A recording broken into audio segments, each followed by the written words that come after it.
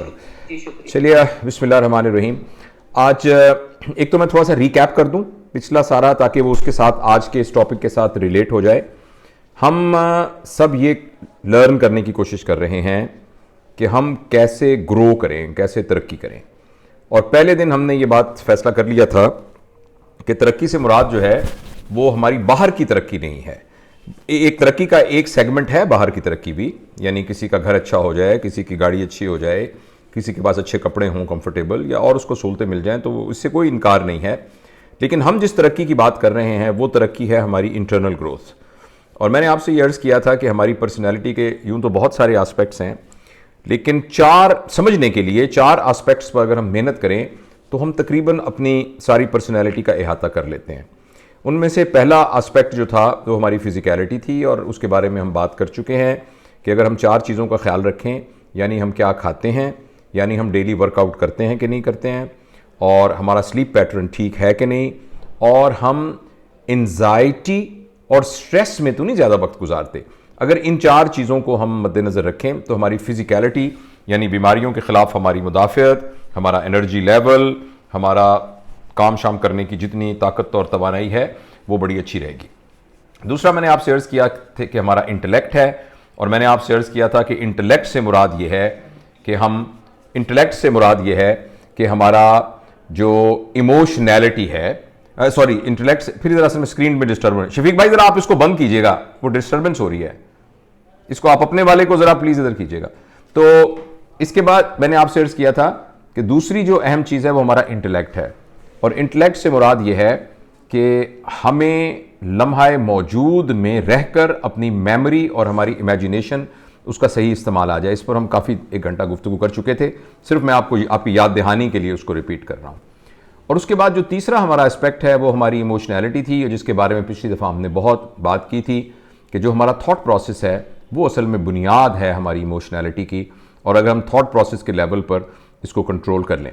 चौथा जो हमारा एक एस्पेक्ट है वो है स्पिरिचुअलिटी। मेरे ख्याल में जब भी हम ये बात करते हैं तो सबसे मुश्किल मुझे इसी टॉपिक को कवर करना होता है, और मैं इंशाअल्लाह अज़ीज़ पूरी कोशिश करूँगा कि इस मुख्तसर वक्त में इसके बारे में कुछ ना कुछ मैं बता सकूँ। स्पिरिचुअलिटी का उर्दू तर्जुमा है रूहानियत, और रूहानियत जिस लफ्ज़ से निकली है वो लफ्ज़ है रूह। तो इससे पहले कि मैं इस पर बात करना शुरू करूँ, मैं आपसे पूछना चाहूँगा, और पूछने का मतलब ज़रूरी नहीं कि आप बताएं भी, अगर वॉलंटियर करें तो मुझे बहुत खुशी होगी।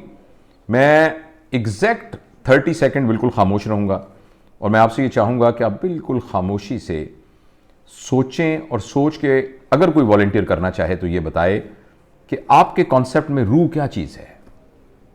The time starts now.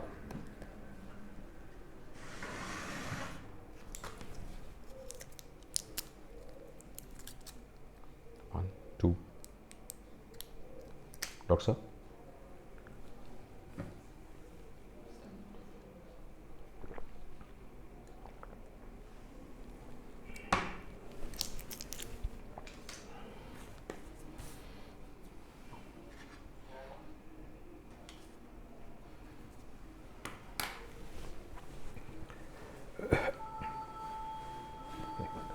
कोई दोस्त बताना चाहेगा कि उनके जहन के अंदर क्या कॉन्सेप्ट है कि रूह क्या है? जी नौरीन, पहले आप बताओ।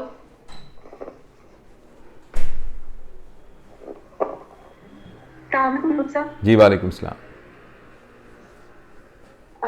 जो मुझे समझ आती है, मेरे ख्याल में तो जो हमारे अंदर जो एनर्जी है, जो एहसास है, जो भी जिंदगी की मतलब लहर है, वही है रूह। जी बेहतर। कोई और दोस्त अपनी राय देना चाहे? बहुत शुक्रिया। जी मेरे ख्याल में जो इनसाइड ऑफ आवर सेल्फ है, मुझे लगता है कि जो मैं कहती हूँ कि नौरीन, हम ये समझते हैं, आप और दूसरे लोग ये समझते हैं कि जो मेरा बाहर का जो मेरा अटायर है, which is my body, that is Naureen. But what ever is inside, the something that is breathing, the someone who understands and who is talking, I think that is Naureen. Which means your memory, which means your intellect? I mean my heart and soul, which cannot be said like the memory or the intellect, which means everything that I am. Okay, fine. Everything that is me. ठीक है, बहुत जो बहुत comprehend करता है, जो nature से अपने आप को कनेक्ट करता है, जो कहता है कि मैं इबादत में था, जो कहता है कि मैं किसी की मोहब्बत में था, जो मैं कहता है कि मैं किसी से बदला लेना चाहता था, जो जी, कहता है कि मुझे आखिरत याद रहती है, जो कहता है कि मैं रिपेंट करता हूँ, दैट इज मी। सही। तो आपका शफीक साहब आप प्लीज, आप फिजिट ना करें प्लीज। अच्छा, मुझे ये बताइए कि ये जो कहता है कि मैं इबादत करता हूं, वो तो हमारा दिमाग ही कहता है ना, हमारा इंटेलेक्ट ही कहता है, हमारा होश ही कहता है ना।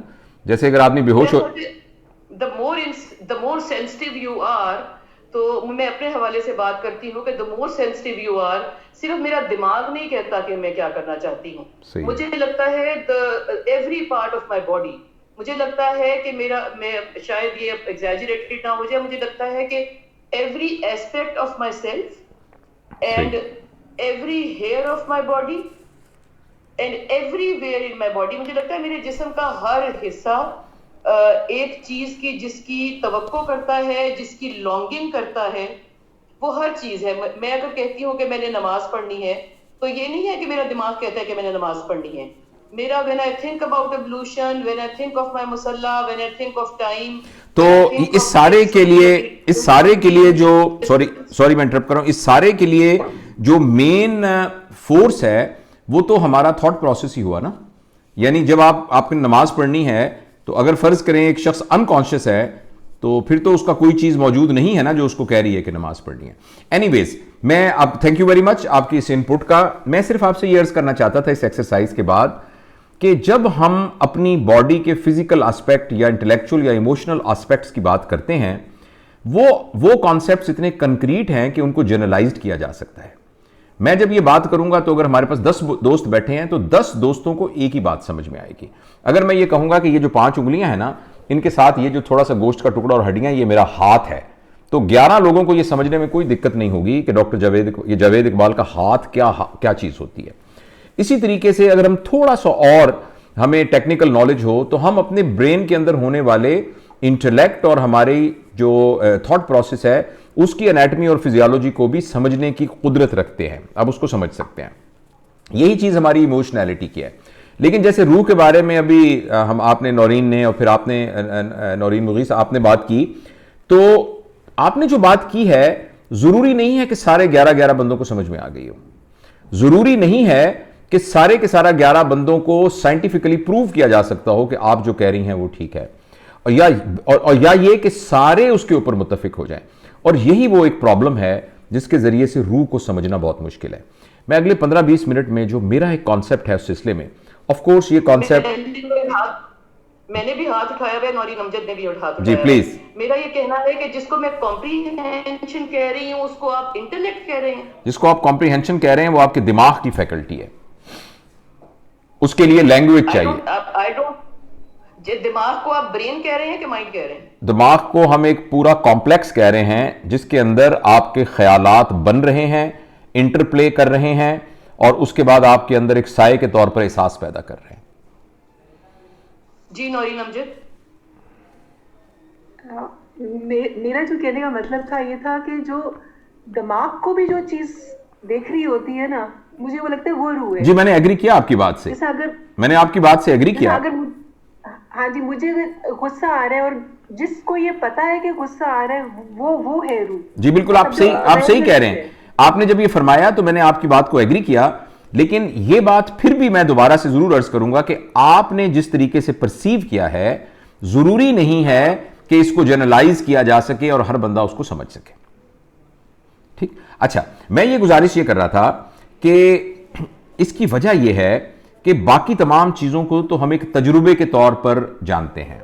मेरे हाथ को अगर यहां कांटा लगा है तो तकलीफ हुई, तो मैं अपने तजुर्बे के तौर पर इस हाथ को जानता हूं। मेरे हाथ को राहत पहुंचेगी तो मैं एक तजुर्बे के तौर पर इसको जानता हूं।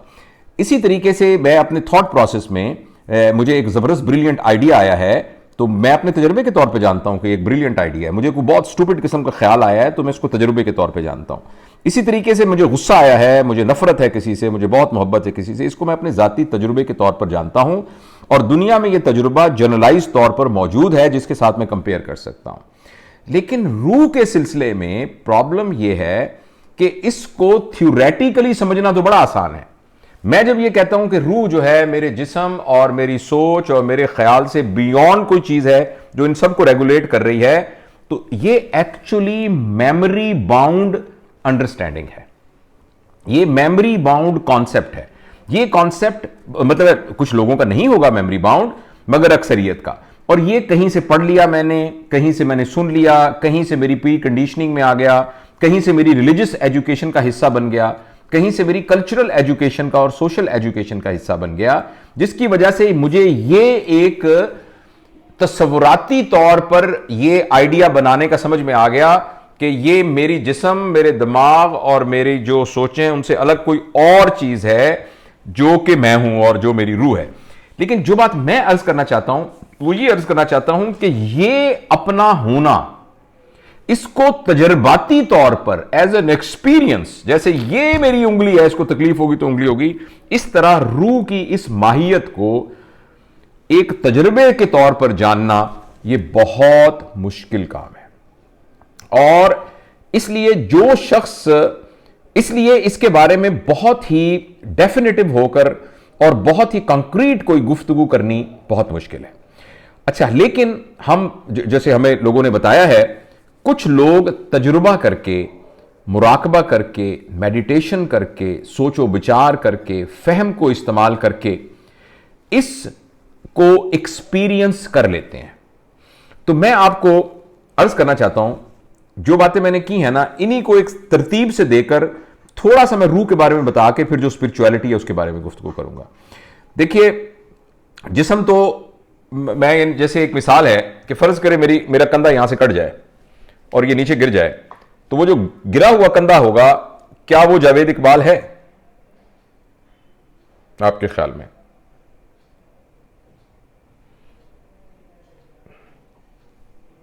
आपके ख्याल में ये मेरा कंधा यहां से कट जाए और वो गिर के परे चला जाए, जमीन पे पड़ा हो, तो वो जो गिरा हुआ कंधा है पूरा बाजू, क्या वो जावेद इकबाल होगा? कोई दोस्त बता। अच्छा, और दूसरा कंधा भी कट जाए, तो अब जावेद इकबाल ये कटे हुए दो बाजू हैं या जो सेंटर में खड़ा हुआ है वही जावेद इकबाल है? All of it put together, because एक फीलिंग के मकाम पे आप सारे इकट्ठे हैं ना। नहीं, अगर ये मेरा बाजू कट जाए और कट के परे गिर जाए, और उस यानी अगर ये मेरा बाजू मेरे जिस्म से अलग होकर नीचे गिर जाए, तो मेरा ये जो बाजू है ना, अब इस बाजू को कोई जावेद इकबाल नहीं कहेगा। आप मेरी बात समझ रही है ना जी। और अब मेरा दूसरा बाजू भी खुदा ना खास्ता कट जाए, तो अब ये कटे हुए दोनों बाजुओं को जावेद इकबाल नहीं कहेगा, लेकिन ये जो सेंटर में मैं खड़ा हूं इसको जावेद इकबाल कहेगा। अगर मेरी दोनों टांगे कट जाएं और बाजू भी कट जाएं, खुदा ना खास्ता, अब ये जो बचेगा सेंटर का, ये सिर्फ जावेद इकबाल है। और अगर फर्ज करें मेरे कान भी कट जाएं, खुदा ना खास्ता, आंखें भी निकाल ली जाएं, नाक भी निकाल लिया जाए, तो उसके बाद ये सारे परे फेंक दिए जाए, जो बाकी बचेगा वो जावेद इकबाल है। तो अगर फर्ज करें एक ऐसी मशीन है जो मेरे गुर्दों के काम को एक मशीन संभाल ले, जो कि मशीन संभाल सकती है, मेरे इंटेस्टाइन के काम को एक और मशीन संभाल ले, वो भी मशीनें कर सकती हैं। इसी तरह मेरे लिवर को कोई और चीज संभाल ले, उसको भी कर ले, और इसी तरह मेरे हार्ट लंग मशीन मेरे ब्रेन यानी फेफड़ों को भी इस्तेमाल करना और कर दे शुरू, तो जावेद इकबाल किधर गया? तो इसमें से एक बात तो जैसे सब लोग इस बात पर मुत्तफिक हैं, तो ये जो मेरी बॉडी है ना, ये बॉडी तो बिल्कुल वो रूह नहीं है, वो जिसकी हम बात कर रहे हैं वो ये बॉडी तो बिल्कुल भी नहीं है, ठीक है? क्योंकि ये छोटी सी एक जो मैंने मिसालें दी हैं ये इस बात को प्रूव करती हैं। तो यही बात। अच्छा, दूसरी बात यह है फिर जो इंटेलेक्ट है, जो मेरी जहानत है, जब मैं पैदा हुआ था तो उस वक्त मैं था, जब मैं पैदा हुआ था तो उस लम्हे में था, लेकिन उस वक्त मेरे पास कोई जहानत नहीं थी, मेरे पास कोई मेमोरी नहीं थी, मेरे पास कोई इमेजिनेशन नहीं थी, मेरे पास क्रिटिकल थिंकिंग ब्रेन नहीं था। पोटेंशियल मौजूद थे मगर ये तमाम फैकल्टीज मौजूद नहीं थी, लेकिन मैं फिर भी था।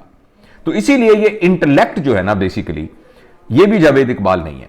लेकिन और इसके बाद इसका मतलब यह है कि बॉडी तो एक मजबूरी है। जब इंसान इस दुनिया में आता है तो बॉडी का होना तो उसकी एक ऑब्लिगेटरी मजबूरी है, एक ऑब्लिगेशन है कि जावेद इकबाल को उस बॉडी के साथ आइडेंटिफाई किया जाना पड़ेगा। लेकिन हमने फर्दर अभी इस बात को डिस्कस करके लॉजिकली कहा है कि अगर ये बॉडी सारी कटनी शुरू हो जाए फिर भी वो जावेद इकबाल वो बॉडी नहीं है। लिहाजा जब एक बच्चा पैदा होता है तो बॉडी उसके साथ मौजूद होती है एज एन ऑब्लिगेशन, और एक वो जावेद इकबाल, जावेद इकबाल तो खैर बाद में मां बाप ने नाम रखा है, एक वो मैं होता हूं, वो जिंदगी होती है, वो रूह होती है। और उसके ऊपर पहले सांस के साथ ही एक तीसरी चीज आनी शुरू हो जाती है, जो उसका इंटेलेक्ट है, जो उसकी मेमोरी है। 2 दिन के बच्चे की भी एक मेमोरी डेवलप हुई हुई है, 3 दिन के बच्चे की उससे ज्यादा डेवलप हुई हुई है, और आहिस्ता आहिस्ता ये मेमोरी उसकी डेवलप होती रहती है। इस तरीके से इस मौजूदा हालत में जिसमें मैं और आप इस वक्त मौजूद हैं, हम एक्चुअली एक बॉडी माइंड कॉम्प्लेक्स बन जाते हैं। ये बॉडी माइंड कॉम्प्लेक्स जो है, इसको हम इंसिडेंटली जावेद इकबाल या नौरीन मुगीस कहते हैं, और लोग इसी को जानते हैं। ये जो सामने चला आ रहा है 5 फुट 10 इंच का, ये जावेद इकबाल है। फिर वो मुझसे बात करता है और बात करके ये कहता है जावेद इकबाल साहब बहुत अच्छी बातें करते हैं, जावेद इकबाल साहब अच्छी बातें नहीं करते हैं। तो इनफैक्ट ये बॉडी माइंड कॉम्प्लेक्स जो है, ये सारी जिंदगी हमारी पहचान बन जाता है और हमें यह लगता है कि ये मैं हूं। लेकिन जैसे तमाम लोग इस बात पर मुत्तफिक हैं कि जिस वक्त इंसान इस जब फौत होता है तो इमीडिएटली उसकी बॉडी को कुछ नहीं होता, उसकी बॉडी का वेट करें तो वैसा ही होता है। इवन वो जो केमिकल रिएक्शंस हैं वो भी उसकी बॉडी में चल रहे होते हैं, और जो उसका जो इंटेलेक्ट है वो ब्लड सप्लाई ना होने की वजह से जितने इलेक्ट्रिक करंट हैं वो एकदम ऑफ हो जाते हैं। तो जिस तरह कंप्यूटर बंद कर दें तो ऑफ हो जाते हैं, लेकिन वो बिल्कुल डिफरेंट इंसान बन जाता है। तो वो जो उसमें से निकल के चला जाता है, वो जो निकल जाता है, वो निकला हुआ जो है वो जिंदगी का वो बिट है जो मेरे अंदर मौजूद था, और वो है जो रूह है। उसको किसी ऑब्जेक्टिव टर्मिनोलॉजी में डिफाइन करना बहुत मुश्किल है। ये जितनी हमारी जो ईस्ट की फिलॉसफी है वो सारी उसको कॉन्शियसनेस कहती है, और वो ये कहती है कि एक पूरी कायनात का एक इज्तिमाई कॉन्शियसनेस है। उस कॉन्शियसनेस को आप कुरान की जबान के अंदर नूरुस समावाति वल अर्ज कह सकते हैं, जो मुझे समझ में आया अगर मैं दोनों को कोरिलेट करूं। उस नूर का मतलब एनर्जी, और वैसे भी हम इसको कॉस्मिक एनर्जी कहते हैं। तो जो कॉन्शियसनेस इज एन एनर्जी, और उसको कुरान पाक की जबान के अंदर अल्लाह यानी नूरुस समावाति वल अर्ज, उसके उस नूरुस समावाति वल अर्ज में से नूर की एक किरण इस बॉडी के अंदर दाखिल होती है तो इस बॉडी को एकदम वो बना देती है जो नौरीन ने बताया कि जो धड़कता है, जो सांस लेता है, जो अंदर एक स्पार्क पैदा करता है, जो मचल रहा है। तो जो धड़कता है वो मैं नहीं हूं, जो धड़का रहा है वो मैं हूं।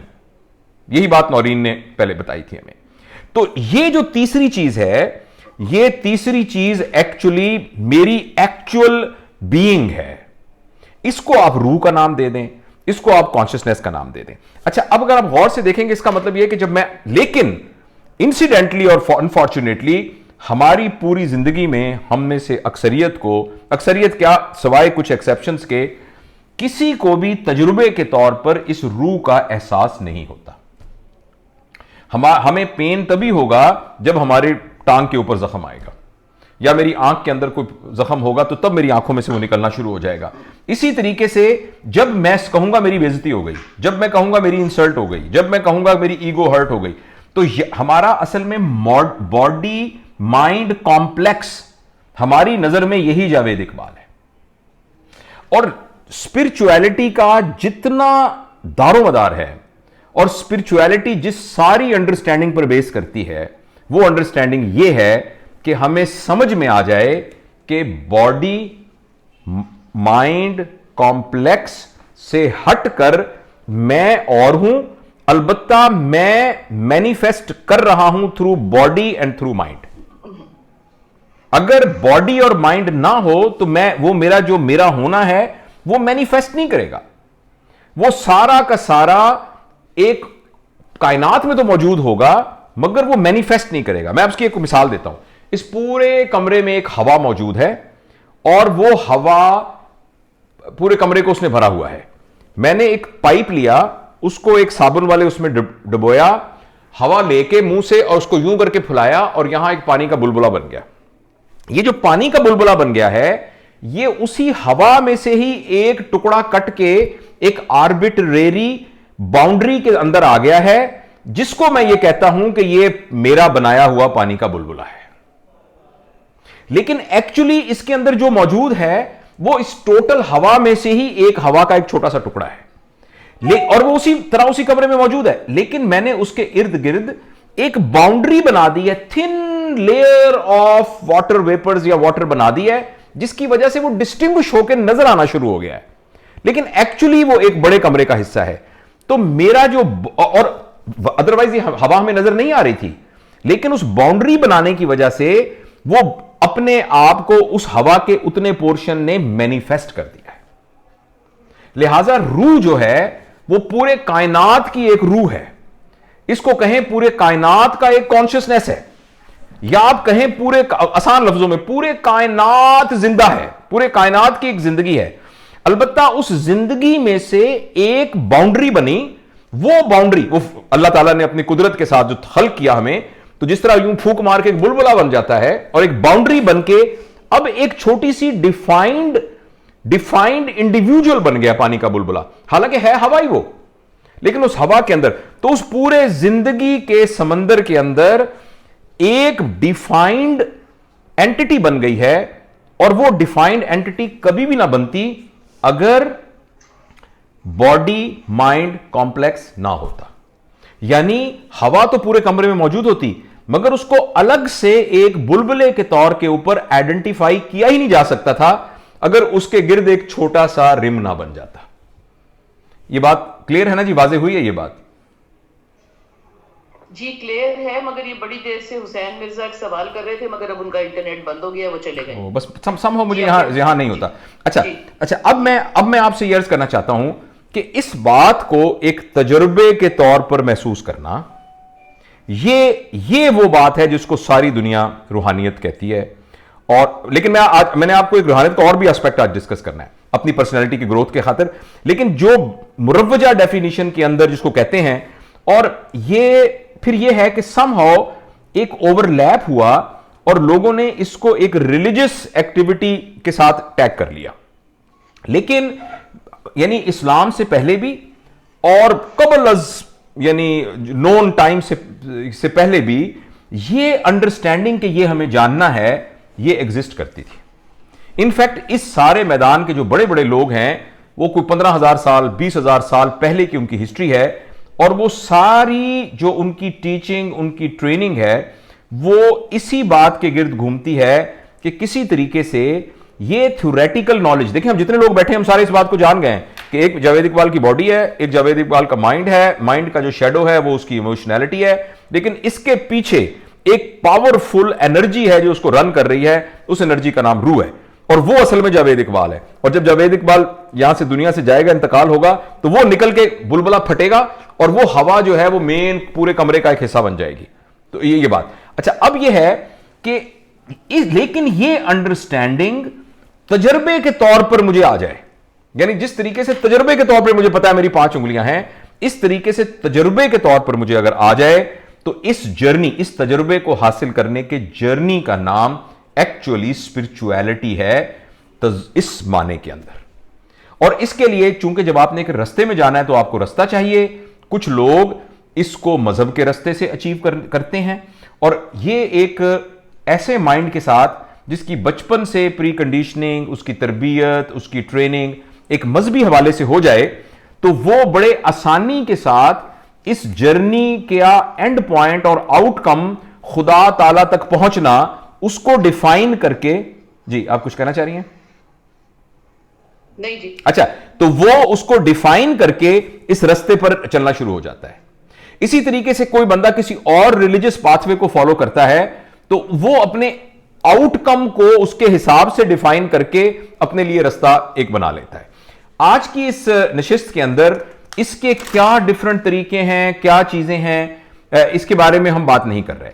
मुझे यानी स्पिरिचुअलिटी का जो ये मुरव्वजा कॉन्सेप्ट है, इसके बारे में सिर्फ इतना ही कहना है कि इसके बाद आप इसके बारे में खुद सोच सकते हैं कि ये, और हम किसी मौके पर इस मौजू पर अलग से बात भी कर सकते हैं। मैं आज स्पिरिचुअलिटी के जो दूसरा एस्पेक्ट आपके साथ डिस्कस करना चाह रहा हूं इस यानी पूरे अंडरस्टैंडिंग के बाद, वो ये है कि जिस तरीके से मैंने आपको बताया कि अगर हमारी हेल्थ अच्छी होगी तो हम उसको फिजिकल ग्रोथ कहते हैं, जिसको पीक्यू कहते हैं, फिजिकल कोशेंट, और अगर हमारी जहानत अच्छी हो तो हम उसको आईक्यू कहते हैं, और जब हमारी इमोशनैलिटी अच्छी हो तो हमें ईक्यू कहते हैं। इस एल्गोरिदम में, इस तरतीब के अंदर और इस पूरी निस्बत के अंदर अगर हमारी स्पिरिचुअलिटी हाई हो तो हम उसको SQ कहते हैं, जिसका मतलब है स्पिरिचुअल क्वोशंट। और वो जिस SQ का इस PQ, IQ, EQ और SQ से ताल्लुक है, वो कन्वेंशनल तसव्वुफ वाली या मजहबी बात नहीं है। उस SQ का मतलब यह है कि मेरी सेहत बहुत अच्छी है, मेरे ख्याल बड़े पॉजिटिव हैं, मेरा बड़ा लर्निंग एटीट्यूड है, मेरी इमोशनैलिटी बहुत स्ट्रांग है। ये क्यों है? ये जो क्यों का सवाल तलाश करना है ना, ये मैं क्यों करता हूं, मैं बहुत अच्छा इंसान हूं, मैं बहुत मेहनत करता हूं, मैं लोगों के साथ भलाई करता हूं, मैं लोगों का ख्याल रखता हूं, मैं क्यों करता हूं। ये जो क्यों का सवाल है, इसकी अंडरस्टैंडिंग का नाम स्पिरिचुअल क्वोशंट है। लिहाजा आज हम दो बिल्कुल मुख्तलिफ बातें हमने की हैं। पहली बात में एक मुरव्वजा स्पिरिचुअलिटी, रूहानियत, तसव्वुफ, मैंने उसका हल्का सा आपको टच देके उसकी एक इंट्रोडक्शन दी है। और दूसरी तरफ मैंने यह बताया है कि जो पर्सनल ग्रोथ के कॉन्टेक्स्ट के अंदर जो हम स्पिरिचुअल ग्रोथ कहते हैं, उसका मतलब यह है कि हम अपनी फिजिकल पावर और physical potential, emotional intellectual potentials को किस पर्पज के लिए इस्तेमाल करते हैं। इस बात को समझाने के लिए मैं आपको छोटी सी एक मिसाल देता हूं।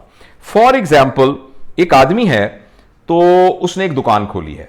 उस दुकान के अंदर वो बिल्कुल ईमानदारी से अपना सौदा बेचता है और उसके अंदर कहीं वो मिलावट नहीं करता, उसका वेट बिल्कुल ठीक है, ग्राहकों के साथ उसका रवैया बिल्कुल ठीक है। और इस सारे काम में वो कहता है कि यार मैं ना जितने हो सके मैं पैसे कमाऊं, क्योंकि ये पैसे कमाने के बाद ना मैं जो अपना मेरा घर है ना वो है 5 मरले का, उसको मैंने ना 2 कनाल का बड़ा घर बनाना है किसी बड़े इलाके के अंदर। दूसरी बात यह है कि मैंने अपनी बेटियों की शादियां बहुत शानदार तरीके से करनी है, मेरे पास पैसे नहीं होंगे तो मैं कैसे करूंगा, तो मैं उनके लिए जहेज भी बनाऊंगा, उनके लिए अच्छे रिश्ते दूंगा, उनको मैं एक घर बना के प्लॉट भी दूंगा, और मैं अपने बच्चे को एक और बिजनेस शुरू करा, फॉर एग्जाम्पल। अच्छा, अब वो कोई भी गुनाह का काम नहीं कर रहा, कोई भी गलत काम नहीं कर रहा, हक हलाल से काम कर रहा है, वो किसी कानून नहीं तोड़ रहा, किसी एथिक्स और मोडालिटी को वो बाईपास नहीं कर रहा। अच्छा, एक और दुकानदार है, वो दुकानदार जो है वो कहता है कि यार मैं मेहनत करता हूं, मैं पैसे कमाता हूं, वो इसलिए कि मैं चाहता हूं कि मेरी जरूरत के अलावा जब पैसे मुझे कुछ बच जाएं, उसके जरिए मैं अपने मोहल्ले के अंदर एक ओल्ड होम खोलूं, और जिसके जरिए मैं जो बूढ़े बूढ़े लोग होते हैं जिनके घर जिनका कुछ संभालने वाले नहीं तो उनको संभालूं। इसके अलावा ये जो बच्चे गलियों में फिरते हैं ना, तो मैं एक 5 मरले का मकान लेके पैसे, तो उसके लिए मुझे पैसे चाहिए, तो मैं अपनी दुकान पर बहुत मुझे मेहनत करनी पड़ेगी, तो मैं एक 5 मरले का मकान लेकर वहां मैं एक छोटा सा स्कूल खोलूंगा, जहां फ्री जो बच्चे होते हैं ना, जो दिन भर ऐसे गलियों में फिरते रहते हैं, उनको मैं पढ़ाऊंगा। अच्छा, अब दोनों के दोनों एक ही दुकान चला रहे हैं, एक ही तरह से उसी तरह से मेहनत कर रहे हैं, ईमानदारी से कर रहे हैं, दोनों बिल्कुल प्रॉपर किस्म के यानी एथिक्स और मोरालिटी के हिसाब से कर रहे हैं, लेकिन इन दोनों की स्पिरिचुअलिटी बहुत डिफरेंट है।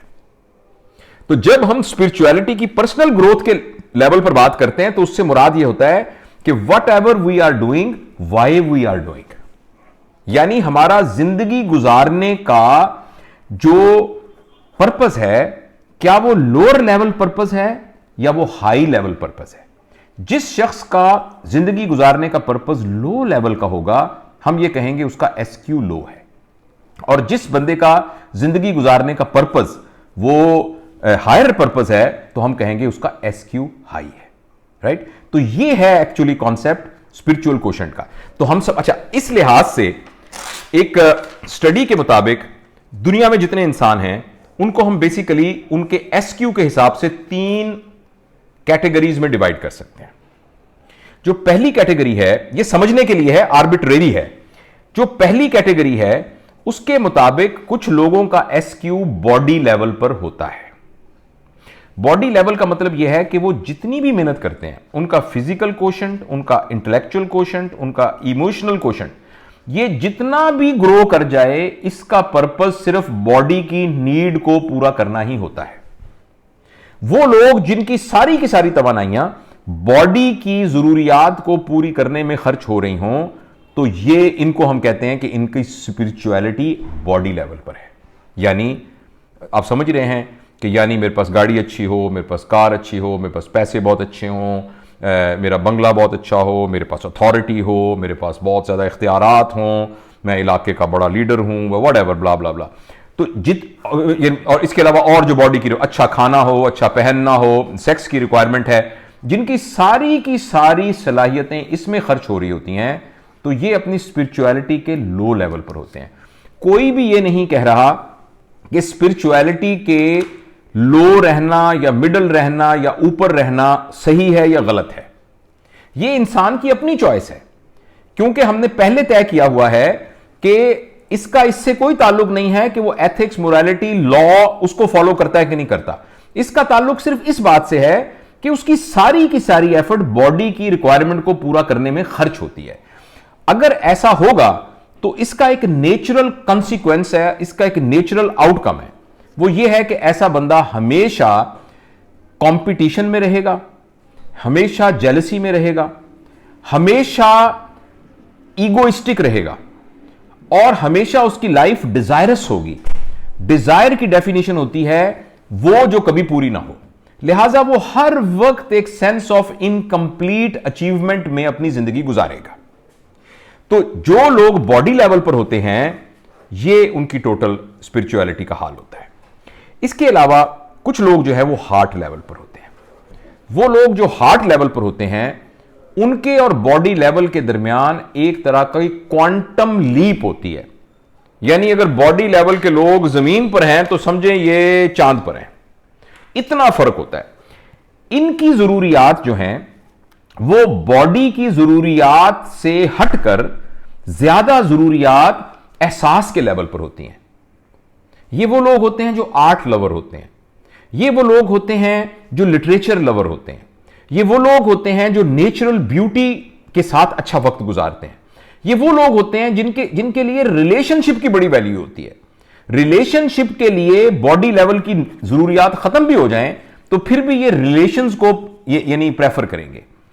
तो कुछ लोग जो हैं अपनी स्पिरिचुअलिटी में ये हार्ट के लेवल पर होते हैं और इनकी निशानियां ये होती हैं कि ये जैसे मैंने आपको बताया, इन सबसे बड़ी निशानी ये होती है कि ये अपने वक्त का काफी सारा हिस्सा ऐसा गुजार रहे होते हैं कि बाकी लोगों के नजदीक वो बड़ा यूजलेस होता है।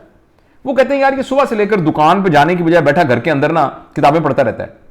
ये देखे ना, ये सुबह निकलता है जाके ना समुद्र के किनारे वॉक करने चला जाता है, 1 घंटा वॉक करके आ जाता है, और जबकि उतनी देर में हम दुकान खोल के 10 गाहक जो है उनको वो कर लेते हैं। तो जो बॉडी लेवल के लोग होते हैं वो उनकी उस प्लेजर को और उनकी इस एक्सटेसी को महसूस नहीं कर पाते।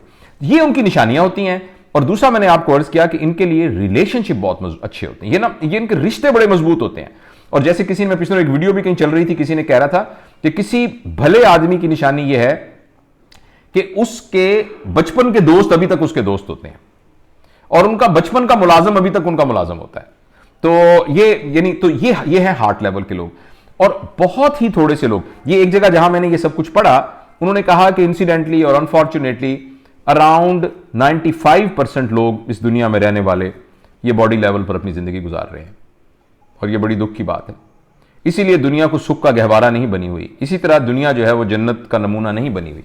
इसीलिए अफराद, मुआशरा, इज्तिमा, कौमें, ये सारी मजाहिब, ये सारे एक दूसरे से लड़ रहे हैं क्योंकि ये बॉडी लेवल के ऊपर ब्रीथ कर रहे हैं सारे। और उन्होंने ये बताया कि 4.5% जो है वो हार्ट के लेवल पर हैं दुनिया में, और वेरी फ्यू पीपल 0.5% हार्ट से स्पिरिट के लेवल पर आ जाते हैं। यहां मैं वो जो अपनी पहली वाली बात है उस बात को इसके साथ कन्वर्ज करना चाहता हूं। और वो लोग जो स्पिरिट के लेवल पे होते हैं उनमें और हार्ट वाले लेवल में ये फर्क होता है कि हार्ट के लोग ब्यूटी को अप्रिशिएट करते हैं, आर्ट को अप्रिशिएट करते हैं, रिलेशंस की ब्यूटी को अप्रिशिएट करते हैं, नेचर को अप्रिशिएट करते हैं, जबकि स्पिरिट वाले लोग इन तमाम चीजों के क्रिएटर होते हैं। वो ये नहीं है कि आर्ट को पसंद करते हैं, वो आर्ट को क्रिएट करते हैं। वो ये नहीं है कि वो ब्यूटी के अप्रिशिएटर होते हैं, वो ब्यूटी क्रिएट करते हैं। तो ये जो लोग होते हैं ना, जो स्पिरिट के लेवल पर होते हैं, इनकी भी कुछ निशानियां होती हैं। इनकी सबसे बड़ी निशानी ये होती है कि इनके अंदर से डुअलिटी निकल जाती है, जिसको उर्दू में दुई भी कहते हैं। डुअलिटी। डुअलिटी का मतलब यह होता है कि लोगों को, फिनोमिनास को दो में डिवाइड करना, अच्छा बुरा, और दरमियान में कुछ नहीं। तो बॉडी लेवल के लोग तो खासतौर पर उनके अंदर बहुत डुअलिटी होती है, लेकिन स्पिरिट के लोगों की निशानी यह है कि इनके अंदर से ये दुई खत्म हो जाती है। यानी इन्हें, ये लोगों को अच्छे और बुरे में डिवाइड ही नहीं करते। इनके नजदीक बस लोग होते हैं। कुछ लोगों से बुराइयां सरजद हो जाती हैं, कुछ लोग हैं वो अच्छाइयां करते हैं, लेकिन लोग होते हैं बस। In other word, simple word के अंदर नॉन जजमेंटल बन जाते हैं। देखिए ये दो बहुत ही मुख्तलिफ बातें हैं। आप झूठे हैं, इसका मतलब है कि हमारे जहन में डुअलिटी है, सच्चा और झूठे में फर्क है। एक यह है आपसे झूठ बोला गया है, आपने झूठ बोला है। जब हम ये कहते हैं ना कि आप झूठे हैं, इसका मतलब है कोई चांस नहीं है कि आप ठीक हो जाए, क्योंकि आप झूठे हैं।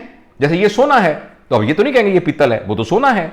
ये पीतल है तो ये तो सोना नहीं हो सकता। जब आप कहते हैं आप झूठे हैं, आप झूठे हैं का मतलब यह है कि आपके अंदर कोई गुंजाइश मौजूद नहीं है सच्चा होने की।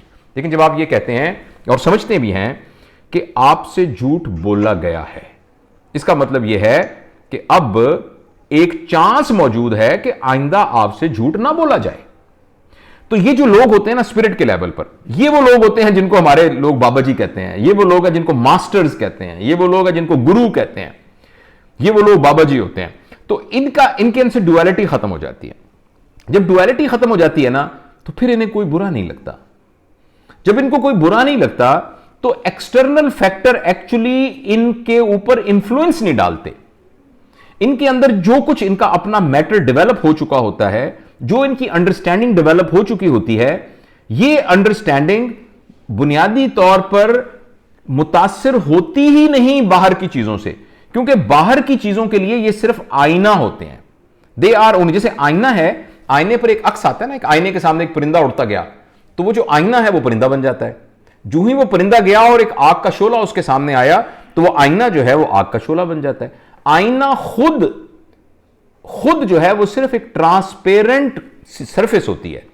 तो ये जो स्पिरिट के लेवल के लोग होते हैं, ये वो ट्रांसपेरेंट सरफेस बन जाते हैं और इनकी डुअलिटी खत्म हो जाती है। और डुअलिटी की खत्म होने के वजह से इमीडिएटली इनके गिर्द एक ऑरा क्रिएट हो जाता है। ये आपने कहीं तजुर्बा किया, हमने तो कुछ लोगों के साथ, मैं जिंदगी में ऐसे लोगों से मिला हूं, 2-3 लोगों से, जिनके गिर्द वाकई एक ऑरा था कि जब आप उनके अंदर उस रेंज के अंदर, मैग्नेटिक रेंज के अंदर दाखिल होते हैं, तो आपको लगता है कि आपको कुछ हो गया और आपको लगा कि आप बदल गए। आपको लगा कि अब ये वो वाला माहौल नहीं है, ये कुछ और माहौल है जिसके अंदर मैं आ गया। और ये वो लोग हैं जिनके बारे में लोग कहना शुरू कर देते हैं कि अगर आपके पास थोड़ी देर में बैठूं ना, तो मेरे सारे दुख दूर हो जाते हैं। आप कभी मेहरबानी करके मेरे पास तशरीफ ले आए ना, तो आपके बस आने से ही मुझे फायदा हो जाएगा। बस ये आपने कह दिया ना, तो बस आपके कहने से ही बस मेरा काम बन गया। ठीक है ना। तो ये दूसरा, यानी उनके अंदर से डुअलिटी खत्म हो जाती है। तीसरा, उनके अंदर का, उनके इर्द गिर्द एक ऑरा क्रिएट हो जाता है। उस ऑरा क्रिएट होने की वजह से वो बहुत ज्यादा इंफ्लुएंशियल हो जाते हैं, यानी उनकी मौजूदगी की वजह से इर्द गिर्द लोगों के अंदर तब्दीलियां आनी शुरू हो जाती हैं। और तीसरी जो इनकी निशानी होती है, बहुत बड़ी निशानी, वो ये है कि ये तनकीद और तारीफ, ये दोनों से मुबर्रा हो जाते हैं। यानी ये वही बात जो मैंने आपसे अर्ज किया है, चूंकि डुअलिटी खत्म हो जाती है, एक्सटर्नल फैक्टर उनके ऊपर इंफ्लुएंस नहीं देते, तो ये तारीफ और तनकीद दोनों से मुबर्रा हो जाते हैं। लिहाजा इन्हें करके कोई कह दे कोई ऐसी बात जो नेगेटिव है, तब भी इन्हें कोई फर्क नहीं पड़ता। कोई इनकी बहुत तारीफें कर रहा हो, फिर भी इनको कोई फर्क नहीं पड़ता। तो ये 3 क्राइटेरियाज हैं जो कि हम बताती हैं कि आदमी जो है वो हार्ट लेवल से स्पिरिट लेवल पर चला गया। अगर मैं इसको फिजिकली आपको समझाने की कोशिश करूं कि अगर बॉडी लेवल के लोग जमीन पर बैठे हुए हैं, तो आप ये समझें कि हार्ट लेवल के लोग जो हैं वो चांद या मरीख पर हैं, और जो स्पिरिट लेवल के हैं वो शायद पता नहीं आसमानों के कौन से। इतना फर्क उनके अंदर क्रिएट हो जाता है। अच्छा, अब मैंने आपको अर्ज किया, अगर कोई आदमी अपनी पूरी जिंदगी बॉडी लेवल पर गुजार रहा है, तो दुनिया में 90% लोग बॉडी लेवल पर जिंदगी गुजार रहे हैं। इसमें कोई मतलब है, कोई ऐसी बुरी बात नहीं है।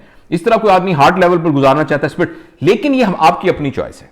जैसे अगर कोई आदमी एनिमल लेवल पर जिंदगी गुजारना चाहता है, तो इसकी अपनी चॉइस है।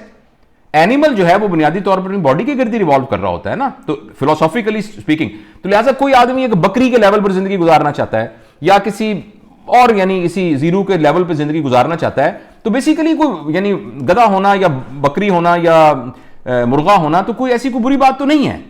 लेकिन अल्लाह ताला ने हमें इम्कानात जो दिए हैं, वो बकरी, मुर्गा, गाजर, मूली से बियॉन्ड दिए हैं।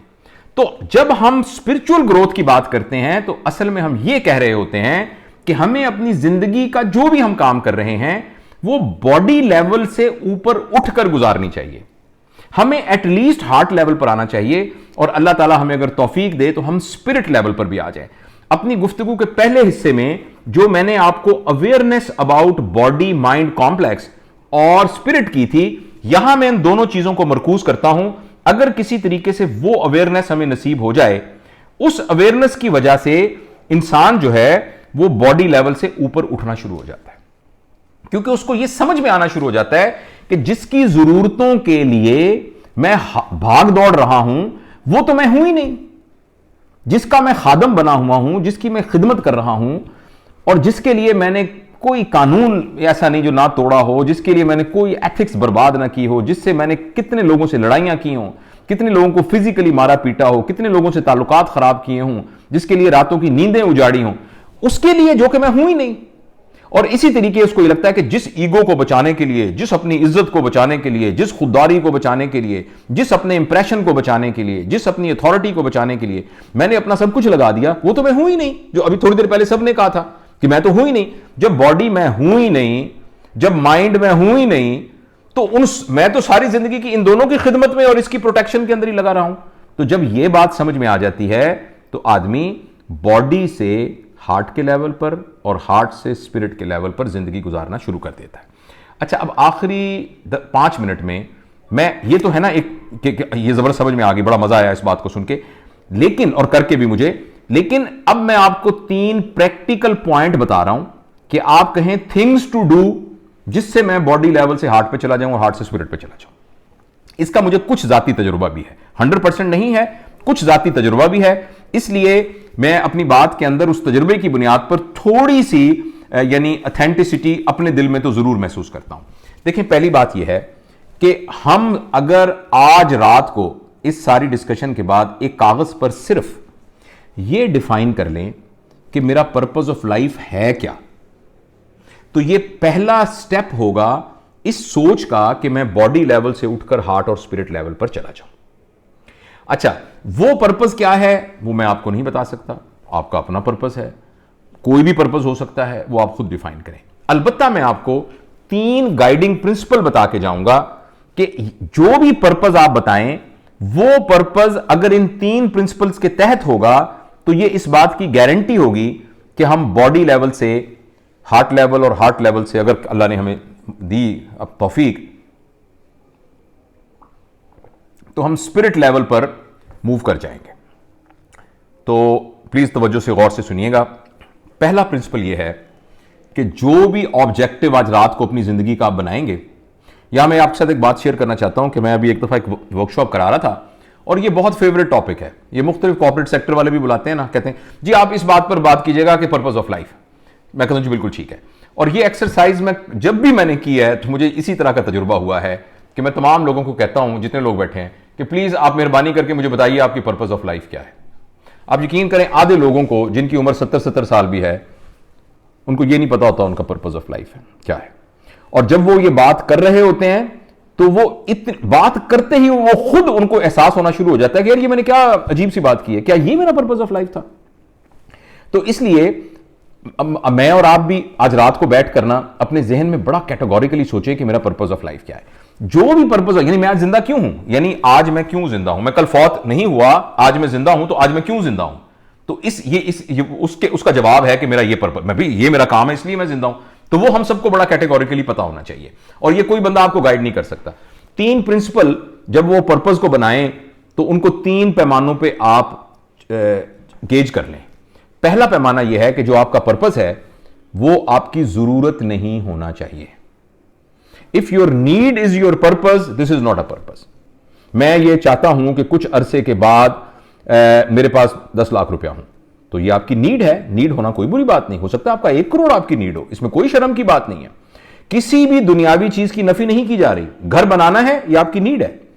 आपने कोई बड़ी गाड़ी लेनी है, यह आपकी नीड है। आपने कोई जरूरी जमीन खरीदनी है, यह आपकी नीड है। आपने कुछ और करना है इस तरह का वर्ल्डली, तो आपकी नीड है, लेकिन आप उसको अपना पर्पस नहीं कह सकते। तो जो भी आपका पर्पस हो वो आपकी नीड ना हो। अगर आपने अपनी नीड को अपना पर्पस समझा, इसका सिंपल मतलब यह है कि आप बॉडी लेवल पर फंस गए, क्योंकि नीड तो बॉडी की होती है। तो आप बॉडी लेवल पर फंस गए, लिहाजा अपना पर्पस वो नीड के लिए कोशिश करते रहिएगा। मैं आपको बिल्कुल नहीं मना करता कि कल सारे लोग दुकानें बंद कर दें और बिजनेस बंद कर दें और जॉबों से इस्तीफा दे दें, मैं आपको बिल्कुल ये नहीं कह रहा। आप बिलियनर हो सकते हैं और बहुत स्पिरिचुअल पर्सन हो सकते हैं। तो उसमें मैं आपसे अर्ज कर रहा हूं कि पहला प्रिंसिपल यह है कि आपकी नीड आपका पर्पस ना हो, तो कुछ और सोचिए जो आपकी नीड नहीं है, नीड को अलग से कर दीजिए। नंबर 2, जो भी आपने पर्पस डिफाइन किया है वो टाइम बाउंड नहीं होना चाहिए कि मैं 4 साल के बाद यह हासिल करना चाहता हूं। वो इसलिए कि इस वक्त दुनिया में रिसोर्सेज इतने ज्यादा मौजूद हैं कि आप जो चीज 4 साल में हासिल करना चाहते हैं, जब उसके साथ आप डेडिकेशन के साथ उस पर मेहनत करेंगे तो वो तो आप 1 साल में हासिल कर लेंगे, तो आपका पर्पस तो पूरा हो गया। तो जब आपका पर्पस पूरा हो गया तो फिर तो आपका जिंदा रहने का कोई जवाब नहीं है। जो चीज आपने 4 साल में पूरी करनी थी, अगर आपने 4 साल में उसको अचीव कर लिया तो जो अगला दिन चढ़े उसमें आपको फौत हो जाना चाहिए, इसलिए कि आपका पर्पस तो पूरा हो गया। और यह फिनोमिना हमें वेस्ट में बहुत, पाकिस्तान में भी होगा, ये ईस्ट में भी होगा, मगर वेस्ट में यह फिनोमिना हमें बहुत नजर आता है कि जो उनका लाइफ का पर्पस होता है, अगर वो मटीरियलिस्टिक है, यानी वो पर्पस अगर उनकी नीड है और टाइम बाउंड है, तो जो ही वो अचीव हो जाता है तो एकदम एक स्पिरिचुअल हॉलोनेस डेवलप हो जाती है और बंदे को समझ में नहीं आता मैं क्या करूं और बंदा कहता है कि मैं खुदकुशी क्यों ना कर लूं।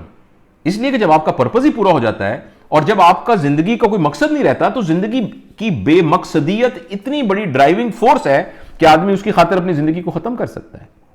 और आप देखिएगा कि वहां के यूथ जब उनका ऑब्जेक्टिव अचीव हो जाता है और वो बड़ी यंग एज में अचीव होता है, तो अजीब अजीब काम करते हैं। मतलब अच्छा बड़ा खूबसूरत आदमी होगा, पूरे चेहरे पे टैटू किया होगा, अच्छा बड़ा अल्लाह मियां ने खूबसूरत बनाया होगा, जबान के ऊपर उसने एक बाली पहनी हुई होगी, कानों के ऊपर 10-10 बालियां पहनी होंगी, अजीब पंख की तरह के उसने बाल बनाए होंगे, ठीक है, अजीब अजीब तरह की उसको अपने आप को एक्सप्रेस करने के लिए अजीब अजीब तरीके की हरकतें करनी पड़ेंगी, बहुत ही अबनॉर्मल किस्म का सेक्सुअल बिहेवियर उनके एटीट्यूड के आना शुरू हो जाएगा। तो ये क्यों होगा? वो इसलिए कि उनका पर्पस या तो डिजायर या तो नीड था, या नंबर 2 ये टाइम बाउंड था। तो पर्पस ऐसा होना चाहिए। आप कहें कोई मिसाल दें टाइमलेस पर्पस की, तो जैसे अब्दुल सत्तार ईदी का पर्पस था फॉर एग्जांपल, तो टाइमलेस था। सबसे बड़ी मिसाल नबी पाक सल्लल्लाहु अलैहि वसल्लम, उनका पर्पस यह था कि दुनिया में आने वाले आखिरी इंसान तक अल्लाह के पैगाम को पहुंचाना है। तो उनके पास तो 23 साल थे, सिर्फ 23 साल उन्होंने काम किया, लेकिन 23 साल के बाद भी उनके पर्पस का मोमेंटम शुक्रिया, उनके पर्पस का मोमेंटम जो है वो कंटिन्यू है, अभी तक चलेगा, क़यामत तक चलेगा। इस तरह ये तो खैर एक बहुत, यानी हम बड़ी बात कर रहे हैं, लेकिन हम अपने लेवल के ऊपर भी अपने पर्पस को डिजायर से हटाकर और अपने पर्पस को टाइम लेस कर सकते हैं। और तीसरी जो यार्डस्टिक ये है कि जो भी हमारी जिंदगी का पर्पस हो वो पर्पस नोबल हो। नोबल से मुराद यह है कि जब उस पर्पस को हासिल करने के लिए हम हार्ड वर्क करें, मेहनत करें, जद्दोजहद करें, उसके नतीजे में हमें जो कुछ हासिल हो, उस हासिल होने वाली चीज में मेरे अपने, मेरे सिबलिंग्स और मेरे बच्चे, बीवी बच्चे, इनके अलावा और लोगों का भी हिस्सा हो। प्लीज यहां एक बात क्लियर करनी बहुत जरूरी है कि चैरिटी नोबेलिटी का ऑल्टरनेट लफ्ज नहीं है। हमारा यह ख्याल होता है कि मैं बहुत सारे पैसे कमाऊंगा, उसके बाद महीने के एंड में 2 देगे दे दूंगा, या मेरे घर में जितने मुलाजिम हैं ना, मैं उनके बच्चों को स्कूल की किताबें ले दूंगा, और जो मेरे सर्दियों में जब कपड़े मेरे सारे नए मैंने खरीदने होंगे तो पुराने जितनी मेरी अलमारी में पड़े हैं मैं सारे में उनको दे दूंगा। तो ये सारी बातें अच्छी हैं, चैरिटी हमें जरूर करनी चाहिए, खैरात हमें करनी चाहिए, सदकात हमें करने चाहिए, उनका एक अपना मकाम है। लेकिन जिस नोबेलिटी की बात मैं कर रहा हूं वो बुनियादी तौर पर यह चैरिटी नहीं है। नोबेलिटी से मुराद यह है कि आपने जो कुछ भी अचीव किया, उसके अचीव करने में जो आपको मिला, उसका कुछ हिस्सा आपने अपने इर्द गिर्द के लोगों और अपने मुआशरे को भी दिया। और इसको अगर मैं ट्रांसलेट करूं आसान में, कि आपकी उस एफर्ट की वजह से लोगों के अंदर आसानियां तकसीम होनी शुरू हो गई, तो इसका नाम नोबेलिटी है। यहां एक बात ज़िम्नन मुझे याद आई है कि जिस मुआशरे के अंदर बहुत ज्यादा चैरिटी हो रही होती है ना, तो वो इकोनॉमिक्स के उसूल के मुताबिक वो ये शो कर रहा होता है कि उस माशरे में कुछ लोगों ने अपनी मेहनत से ज्यादा पैसा इकट्ठा कर लिया है, और पैसे की गैर मुनसिफाना तकसीम की वजह से कुछ लोगों के पास बहुत पैसा आ गया है, और अब वो उस पैसे को कंपनसेट करने के लिए कुछ लोगों को आगे खैरात कर रहे हैं। तो लिहाजा खैरात का देखिए, जब मुस्लिम मुआशरा भी जब तरक्की किया था तो उसका इंडिकेटर यह हुआ था कि वहां कोई ज़कात लेने वाला नहीं था। लोग ज़कात देते, वो तंग आते थे, ज़कात किसको दें, जिसको देते थे वो कहता मैं लेता ही नहीं हूं, मुझे जरूरत ही नहीं है ज़कात की। तो फिर वो यानी खजाने में जमा होने लगी ये सारी चीजें और इज्तिमाई कामों में खर्च होने लगी। तो ये है, ये 3 यार्ड स्टिक्स हैं, इनको अगर हम मद्देनजर रखेंगे तो हम इंशाअल्लाह अज़ीज़, और इसको ना अगर आप, वो मैंने एक दफा जिक्र भी किया था कि अगर आप हमारी ईस्टर्न फिलॉसफी और जो जिसका ताल्लुक बेसिकली ज़मीनी मज़ाहिब से है उनको देखें तो वो कहते हैं कि जी आप तपस्या काटें और आप योग इख्तियार करें और आप सेवा करें, खिदमत करें और अपने आप को मिटा दें। और हमारे सूफीज़म में भी कि अपने आप को बिल्कुल मिटा दें और आप बहुत सारी मुशक्क़तें करें, रातों को चिल्ले काटें और रोज़े रखें और फाका करें और सारे अपने ऊपर ये मुजाहिदात करें सारे, तो उसके नतीजे में फिर आपका वो रूह के साथ ताल्लुक बन जाएगा। लेकिन नबी पाक सल्लल्लाहु अलैहि वसल्लम की दी हुई शरीयत और उसके अंदर दी हुई तमाम गुंजाइशों के मद्देनज़र मुझे ये समझ में आया है कि आप डॉक्टर हैं तो डॉक्टर बने रहें, आप इंजीनियर हैं तो इंजीनियर बने रहें, आप कहीं मुलाजिम हैं तो करते रहें। इस सारे के बावजूद आप स्पिरिचुअलिटी की मंजिलें हासिल कर सकते हैं बशर्ते कि जो कुछ भी आप कर रहे हैं उसमें बॉडी लेवल से उठकर हार्ट लेवल से स्पिरिट लेवल के ऊपर आप आ जाएं। और उसके लिए मैंने आपको ये 3 बातें बताई हैं, एक्चुअली ये 4 बातें हैं। पहली बात यह है कि बैठकर सबसे पहले अपना एक पर्पस डिफाइन करें, आज ही सोचें। और प्लीज इस बात पे मत होइएगा ये बात कि मेरी तो 50 साल उम्र हो गई है तो मैं अब मुझे ख्याल है कि मैं पर्पस वो करूं, तो मेरी तो 60 साल उम्र हो गई है, मैं तो 40 साल का हो गया हूं।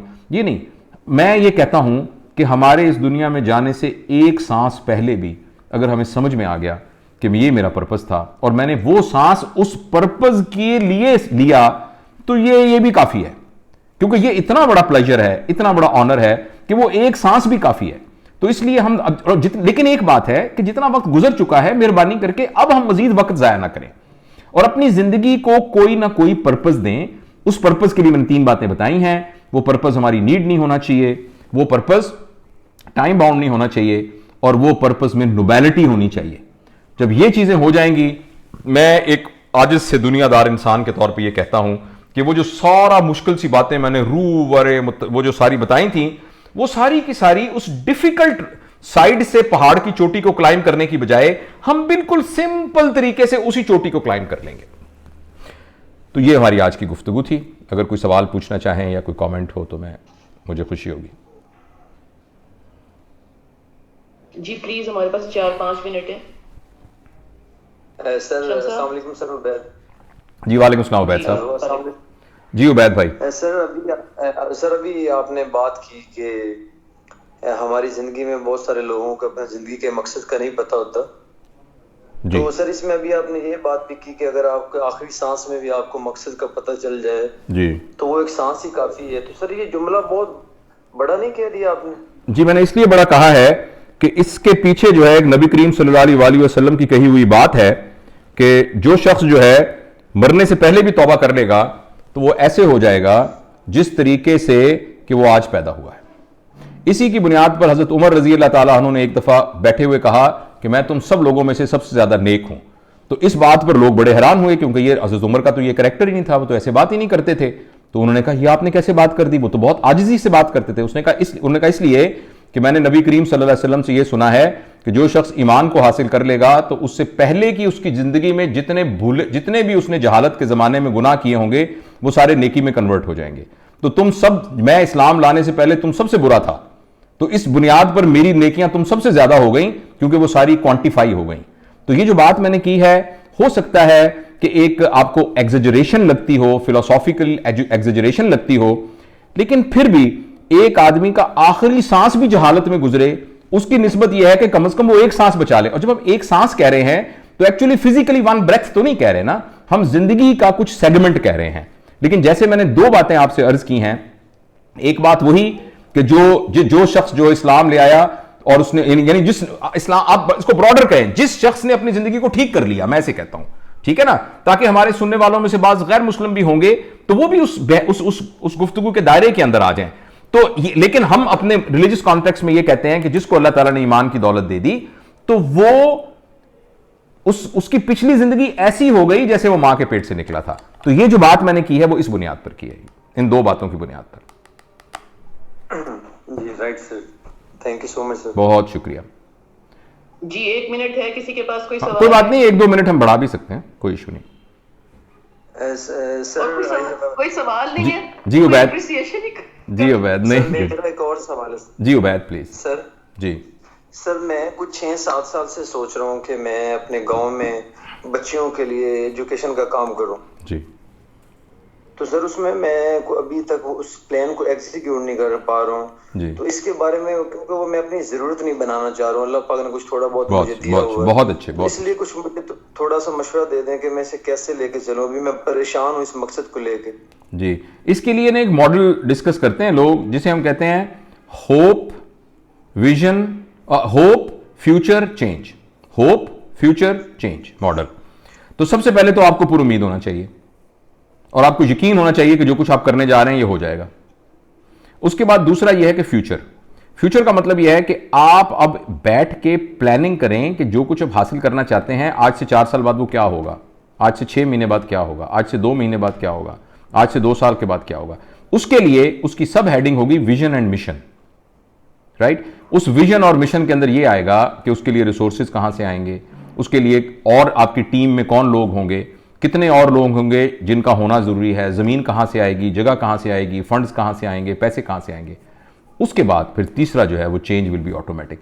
तो आपने जो भी ख्याल अभी तक आपके जहन में बहुत ही यानी मुबारक ख्याल है, उस ख्याल की एग्जीक्यूशन को टाइम बाउंड करके पहला स्टेप क्या किया है।